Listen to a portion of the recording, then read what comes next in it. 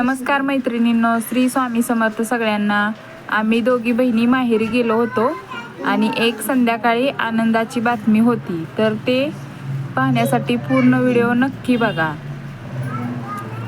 माहेरी गेल्यानंतर उन्हाळ्यातच आम्ही उन्हाळ्याच्या सुट्टीत नारळ देवाला देतो। मग दोघी पण बहिणी आम्ही पहिल्यांदा आलो महादेवाच्या मंदिराकडे। महादेवाला काय नारळ फोडत नाहीत, त्यामुळं मग पिंडीची पूजा केली आणि नंतर तो नारळ आम्ही तसाच ठेवला। पहिलं लग्नाच्या अगोदर म्हणजे लहान असताना आम्ही या मंदिरात यायचो, सर्व मैत्रिणी असायच्या, पण त्यावेळेला आम्हाला अभ्यासाला वेळ काय मिळायचाच नाही, कारण आम्ही संध्याकाळचं यायचो, ते आम्हाला रात्र व्हायची घरी जायला। तिथून नंतर इकडं आलो भवानी मातेच्या मंदिरात, तर तिथं भवानी मातेच्या मंदिरात ओटी पण भरायची होती आणि नारळ पण फोडायचा होता। तर माझं असं चाललं होतं, देवीला हळदी कुंकू हे वाहून नंतर मी हिरव्या पिसानं आणि नारळ ओटी भरली। आपण कोणत्याही मंदिरात जावा, एक वेगळंच वातावरण असतं आणि इथं मी देवीची पहिल्यांदाच ओटी भरत होते।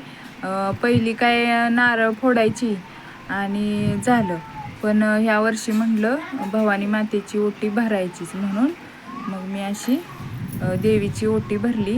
तर ते पुजारी मामांची नातच आलेली, त्यामुळं तिनं काय आम्हाला आज जाऊन दिलं नाही, बाहेरूनच इथूनच म्हणली ओटी भरा। मग अशी ओटी भरली, देवीला नमस्कार केला आणि नंतर ह्या साईडला म्हणजे देवीची परडी पण असत्या, तिथे पण पूजा करून तिथं पीठ, मिरच्या, कोण चटणी नेतं, मीठ असं ठेवायचं असतं त्या परडीमध्ये। मग ते पण मी घेऊन गेली होती आणि ते पण ठेवलं, नंतर नमस्कार केला। सर्वच मंदिर अशी लांब लांब, म्हणजे 2 इथं तर 2 दुसऱ्या ठिकाणी अशीच आहेत, त्यामुळं मग तिथून आम्ही इकडं आलो सिद्धनाथ मंदिरात। मग इथं पण नारळ फोडायचा होता, मग अगोदर देवाचं दर्शन घेतलं आणि नारळ फोडला आणि नंतर इथं आलो आम्ही विठ्ठल रुक्माईच्या मंदिरात। तर इथं काय नारळ म्हणजे विठ्ठल रुक्माईला नारळ काय फोडतच नाहीत। मग इथं दर्शन घेतलं आणि इथं माऊली बाबांची समाधी आहे। माझं माहेर हनबरवाडी म्हणजे मसूर जवळील तालुका कराड, मसूर गावाजवळ हनबरवाडी गाव आहे। तर त्या गावाची विशेषता म्हणजे विठ्ठल रुक्मिणी मंदिर आहे। त्या मंदिरात 160 वर्ष झाली अखंड विना चालू आहे। तो कधीही खाली ठेवलेला नाही का असा खुटीला सुद्धा अडकवलेला नाही। गावातील भाविकांनी ही परंपरा वर्षानुवर्षे चालू ठेवली आहे। विठ्ठल रुक्मिणीवरील श्रद्धा, भक्ती आणि गावकऱ्यांची एकजूट असल्यामुळे ही परंपरा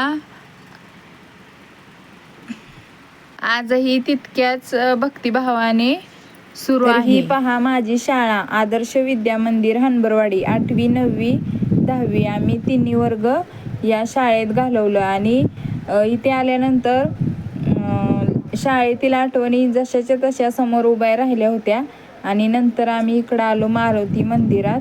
तर तिथं आल्यानंतर शौर्य म्हटला की मी नारळ फोडणार आहे, मग त्याचं चाललं होतं नारळ फोडण्याची गडबड। बहिणीचा मुलगा अनुराजपेक्षा मोठा असल्यामुळं ते दोघं जण पटकन आतमध्ये गेलो, पण आम्ही दोघं पाठीमागेच होतो।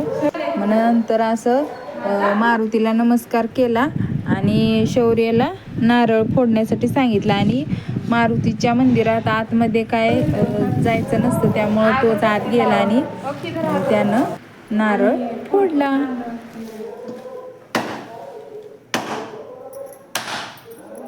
आता इथून मग आम्ही सरळ गेलो ज्योतिबाच्या मंदिरात। आता इथं शेवटचाच नारळ फोडायचा राहिला होता।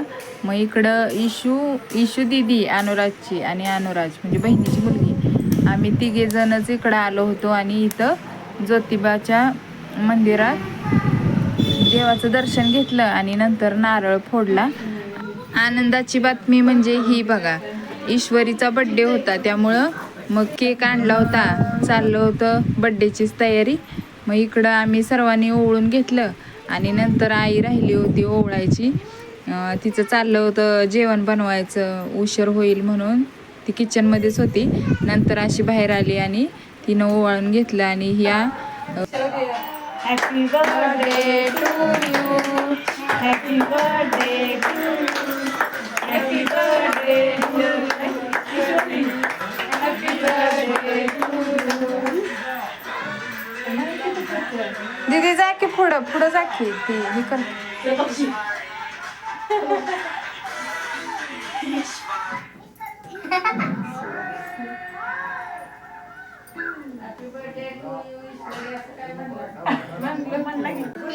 केक खावा की, क्रीम पाहिजे त्याला वरची वाढत छान.